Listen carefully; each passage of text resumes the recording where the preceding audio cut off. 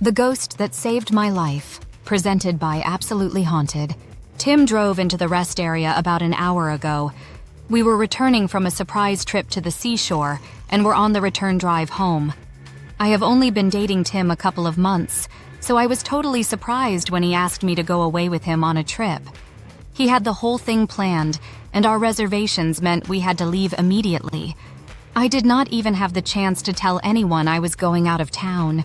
Now, here we are, only an hour and a half drive from home, but he insisted on stopping here, saying he was too exhausted to drive any further and needed a nap. I had offered to drive the rest of the way home, but he took the keys from the ignition and pocketed them in his jeans. Tim, with a little agitation, explained that he gets carsick when other people drive. He then said I would just have to wait. He bunched his jacket up and placed it between the window and his head. I have to admit this whole situation had me feeling uncomfortable. My guts were in knots, and I could feel the heavy weight of fear creeping up my spine, and I just wanted to put some distance between us. If nothing else, spending so much time alone with him had told me one thing. I would be breaking the relationship off. Tim had been acting so weird for the whole trip. I can't really put my finger on all of the overall strange behavior, but I certainly could point to a few specifics. Perhaps it was the creepy, cryptic things he kept saying. Things that did not make any sense but freaked me out. Like when I found him standing at a store we had gone into.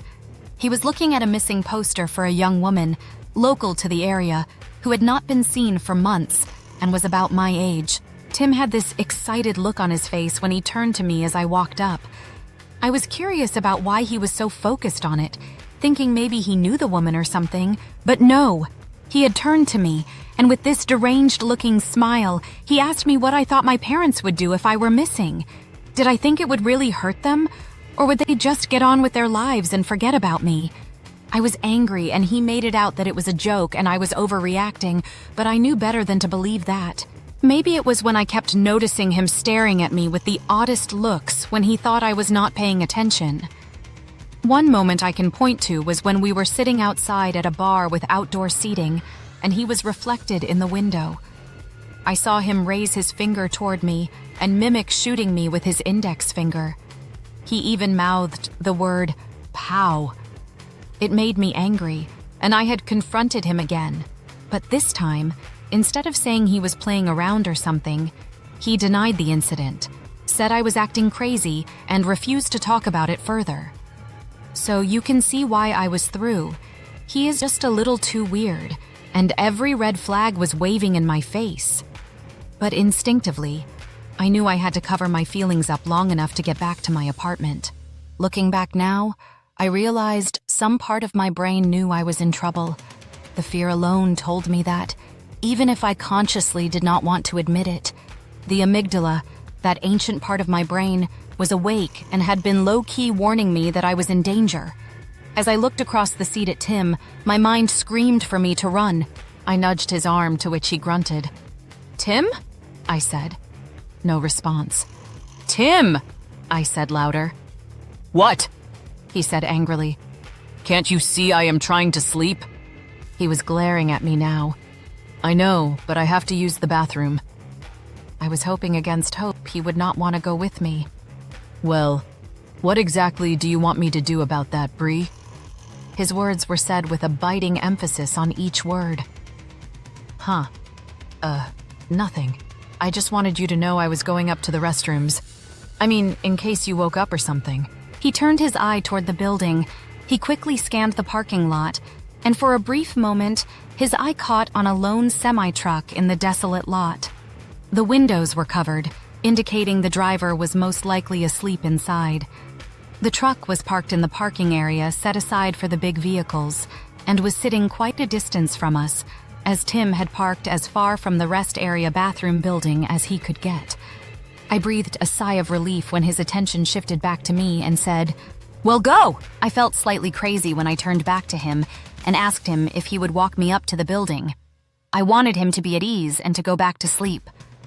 I planned to get into the woman's restroom and figure out what to do once I had gained some distance between us, so I could think. "What?" he yelled. "Stop being so stupid. You can go to the bathroom on your own." he snapped back. I tried to put on a hurt expression, but inside, I was doing cartwheels. Tim was not coming with me. "Oh, okay," I said meekly. It chilled me to the bone when I opened the door, placing one of my platform sandals on the surface of the parking lot, just as Tim's hand shot out and grabbed my wrist. "Bree," he said, "when you get back, we'll get things started." He laughed at my confused expression. "Go," he directed. I got out and slammed the door. The crisp mountain air hit me as we were on the edge of the beginning of fall, and this high up, it got chilly quicker this time of year. But I was certain that the temperature had nothing to do with the goosebumps that had broken out on my legs, or the shiver that had just made its way up my spine. Walking briskly up the sidewalk toward the glowing lights of the rest area restrooms, I studied my surroundings. As Tim had parked in the shadows, a good 40 feet from the building, I had time to take it all in. As I moved, I took in the sight of the semi-truck. Could I get some help from the driver? With all of its windows covered, you couldn't tell if anyone was inside. What if it was abandoned? What could I do then? There had not been any movement around it since we had arrived. I also noticed that there was no one else at the rest stop. The place was empty and dark. The only noise came from the idling of the big rig's engine. The crickets were still chirping, and that brought me some kind of weird comfort. Like maybe if something so mundane was happening, I was just imagining everything and making it worse than it was. The thought that this could all be in my imagination made me feel better. But there was a nagging whisper in my brain that this was real and something bad was going to happen to me if I did not play this smart. The sound of my platforms clicking on the concrete with each step made me feel as if I was beating a drum to announce my presence, my fear growing with each swift stride. "How are you going to hide making this much noise? Stop it, stupid!" I scolded myself. I knew I could not let fear take over. I glanced back and noted that Tim had returned to his position with his head back against the car window. Good. That would give me a little while to plan and try to figure out what to do. I reached out and grasped the door handle, pulling the glass door open. I rushed inside and quickly through the door marked "Ladies." I found myself in a brightly lit room. The warmth of it was nice, and the fact that I could no longer be seen was slightly relaxing to my nerves. The room itself was like a million public restrooms across the United States. Little metal cubicles, each with a door, a toilet, and the tiny lock that would not keep out anyone who truly wanted in. The fear I was feeling had me bolting into one of those cubicles and emptying my bladder. As I sat there, I realized there was nowhere inside the room to hide. As I reached out for the toilet paper, I suddenly became aware of some slight movement beyond the metal stall door. I positioned myself to look through the ever-present gap in the door, afraid of who had entered the restroom. Could it be Tim? My heart skipped a beat, thinking he had come for me. But as I peered out, I could see no one. I bent forward and looked under the stall. There was no one in the room. I could see clearly that the room was empty.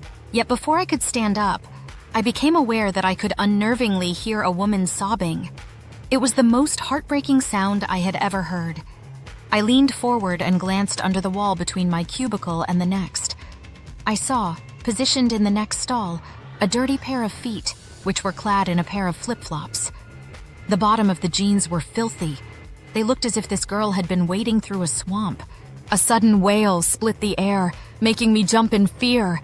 The sound was so heartbreaking and pathetic, I could not hold my tongue, and with my plight forgotten, I called out to her. "Are you all right?" I inquired. Why was it so cold in here now? I thought. When no answer was forthcoming, I called out again. "Hey, miss! Are you okay?" I tried again. The crying cut off instantly, like water when you turn off the tap. The sudden silence lengthened. I felt an even deeper drop in the temperature, which had me rubbing my arms. Still nothing. Why was the woman being so quiet now? Curiosity got the better of me, and I glanced under the wall again. What the? I jumped to my feet and shot out of the cubicle. Turning towards the other stall, I looked through the gap and saw quite plainly that there was no one in the cubicle. For that matter, there was no one in the bathroom at all. The temperature had returned to normal in the moments preceding, and I thought to myself that this whole ordeal must be wreaking havoc on my nerves. Now I was seeing things too. Was I hallucinating? Or had I somehow fallen asleep on the toilet and had a short, weird dream? Somehow, I doubted the latter, considering my plight at the moment.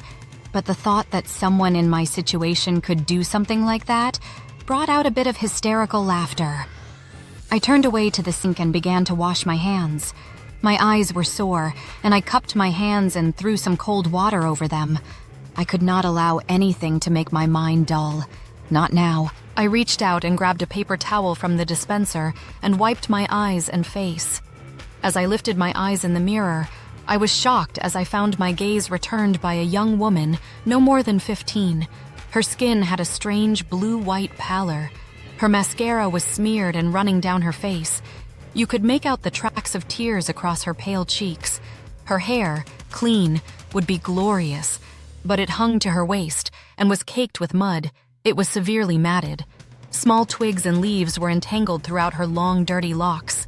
She reached out towards me, twisting her head to the side, her face having taken on a look of concentration, as if she was listening to something in the distance, something I could not hear. That was the exact moment I noticed her eyes. They were covered slightly in a white, smoky-looking substance. I could still see the brown of them, but they were covered with this pale film. I stepped back from her even further when I recognized those eyes belonged to the dead. If she noticed my putting more distance between us, she did not acknowledge it. She simply stated in a panicked voice, "He is coming!" She pushed from her blackened lips a moaned warning, "You have to hide!" When I did not move, she screamed directly into my face, "He's going to kill you! Run!" She kept shouting at me, "Don't go with him! Don't go with him!" She was saying it like a chant. She suddenly opened her mouth and she began to shriek. It was so loud that I had to throw my hands up over my ears to muffle the volume. I felt as if my eardrums would burst. "Hide!" she yelled once more. And then she was gone. She was just not there anymore. She had disappeared right in front of my face in an instant. I fell back against the wall, crying as her words were ringing out in my thoughts. But where? Where could I go? There was nowhere to hide, nowhere that was safe. Something broke in me then. The paralysis I had felt was gone. I jumped to my feet, sprinted out the ladies' room door, and across the lobby. I slammed into the double glass doors and never broke stride as I hit the sidewalk outside. I knew I had to run, and if he was out there, I would fight. I would not end up like that poor child covered in sticks and mud, with all my dreams dead with my physical body.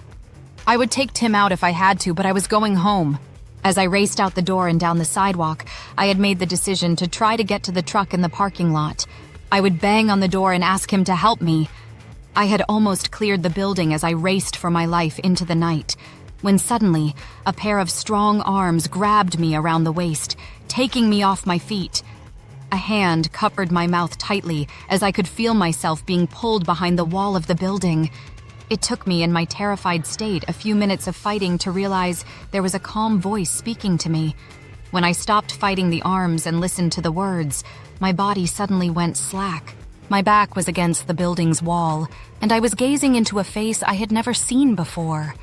A huge man, balding, his face wearing deep scars, was looking at me with compassion. He raised his finger to his lips, indicating that I should be quiet. My whole body was on fire with fear as the tears ran down my face, covering the huge hand clasped firmly over my mouth. "Can you be quiet if I take my hand away?" he whispered. I shook my head in agreement, and the man removed his hand. I could breathe again. He jerked his head in the direction of the front of the building and whispered again urgently, "Who is that man you're with?" When I did not answer quickly enough, he slightly shook my arm and urgently asked again, "Who is he?" His voice was tinged with fear. My brain was scrambled as I said, "My boyfriend, please don't hurt me." I pleaded, and with those words, the man's head jerked up. "Lady, it's not me you have to worry about." His voice was a low growl. "What do you mean?" I asked in my confusion. "Hush," he demanded. "I drive that truck," he explained as he motioned to the big yellow diesel truck I had seen earlier, still in its same parking space about 20 feet from where we were secreted. He must have noticed I was still confused and unsure as he continued. "I saw you and your boyfriend arrive earlier tonight. I checked you all out before I headed to bed. Out here, you have to be careful who's around you. When I saw your guy appear to be taking a nap, I figured you were just a couple traveling.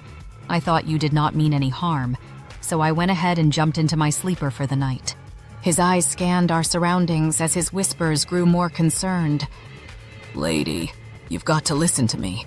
I saw your boyfriend get out of his car just as soon as you had entered the building. He opened his trunk and got a tire iron out. He brought it up to the building, and he is currently hiding on the other side of this building. If you had left the building and walked back toward his car, well, let's just say that I am pretty sure your night would have not only ended badly, but your life would have ended permanently. I am going to walk back to the front of the building. If I do not see him, I will motion for you to run. You run to my truck, crawl up the driver's side, and hide in the sleeper. I am going to try to get you out of here." I waited anxiously as the trucker slipped out and took a quick look about. I did exactly as he had told me, once he signaled. I burst from the side of the building, sandals in hand, running for my life. I got to the side of the semi and climbed up into the sleeper. I could see out the little vent window in the back and was horrified to see the driver begin to walk away from the building and start towards the semi, walking swiftly, but not running.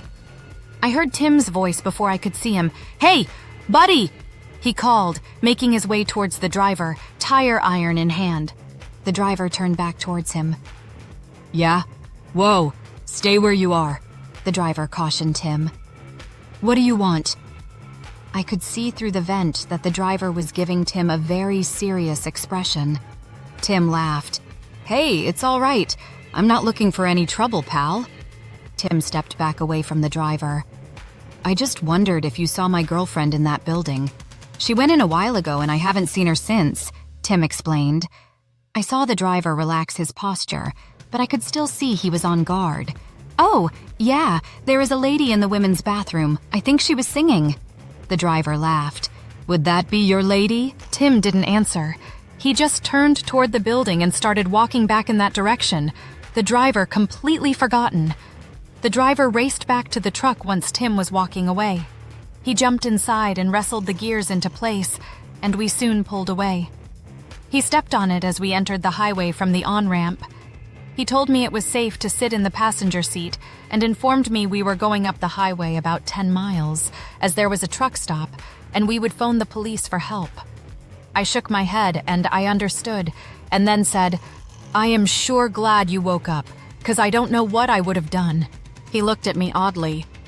"I didn't just wake up." I turned a curious expression to him. "You didn't?" He turned bloodshot eyes to me. "No, usually when I fall asleep, I am down till my alarm goes. Something else woke me up. I'm Randy, by the way." He said it absent-mindedly, as if he had not just saved my life.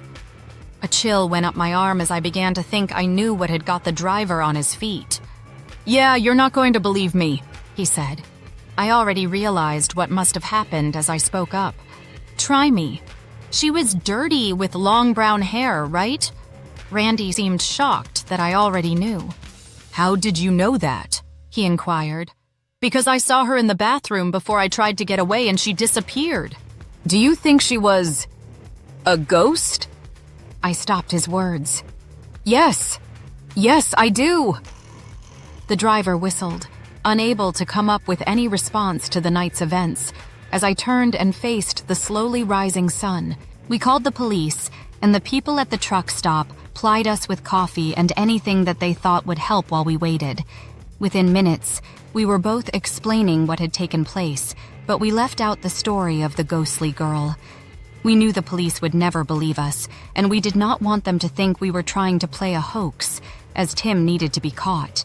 I had found out from the driver, as we had made our way to the truck stop, that he had been sleeping in his bunk when the temperature suddenly dropped to the point he could not sleep.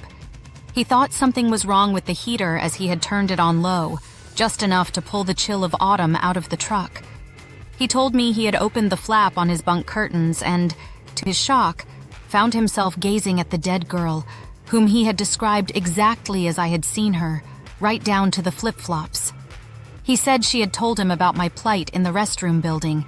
He said he had peeked out from behind the curtains, which was when he had seen Tim retrieve the tire tool in hand, peek into the building, then saw Tim go behind it to hide.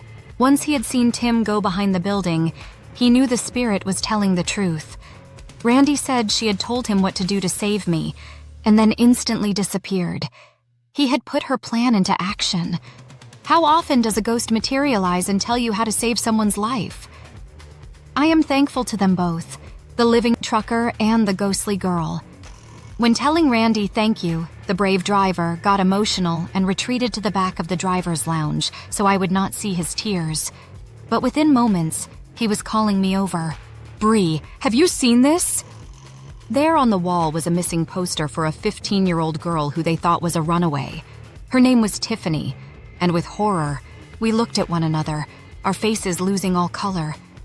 We both knew Tiffany wasn't just missing. She was dead. Tiffany was the young spirit from the restroom, the very one who had fetched the driver to help me, the ghost who had saved my life. The police took our statements. Other officers had made their way to the rest area, but Tim was gone. The officers said that he had still been standing outside the restrooms, still holding the tire tool behind his back, when the morning light had brought a tourist bus in.